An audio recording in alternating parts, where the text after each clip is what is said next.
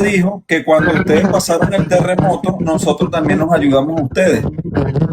Ate ati attention en pile. Je te dit, dans le moment tremblement de terre par moi en 2010, même tout, il te supporté nous et il te aidé nous. Pero ajá, si es bien cierto que ustedes nos han ayudado no solamente esa vez, sino que nos ayudaron también históricamente. Bien sûr, nous pas seulement aider dans l'occasion ça tout non, mais si nous allons dans l'histoire, nous aider historiquement parlant. Así que Haití y Venezuela siempre van a ser hermanos, tanto histórico como amor, como hermanos. Bien, dans ce cas, Haïti avec Venezuela a toujours frère, a toujours sœur, n'a toujours connecté parce que entre nous, il y a un lien historique, il y a un lien d'amitié, il n'est pas jamais capable de séparer. Y ahora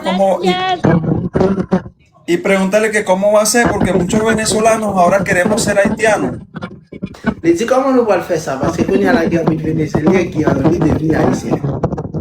Ella dijo que cuando ustedes pasaron el terremoto, nosotros también nos ayudamos a ustedes. Ate ati attention en pile. Je te dis, dans le moment tremblement de terre par moi en 2010, même tout, il te supporté nous et il te aidé nous. Pero si es bien cierto que ustedes nos han ayudado no solamente esa vez, sino que nos ayudaron también históricamente. Bien sûr, nous pas seulement aider dans l'occasion ça tout non, mais si nous allons dans l'histoire, nous aider historiquement parlant. Así que Haití y Venezuela siempre van a ser hermanos, tanto histórico como amor, como hermanos.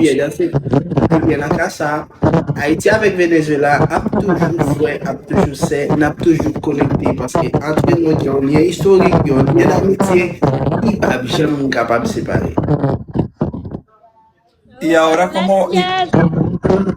y pregúntale que cómo va a ser, porque muchos venezolanos ahora queremos ser haitianos. Le dis comment nous allons faire ça parce que quand il y a la guerre avec Venezuela qui a envie de devenir haïtien.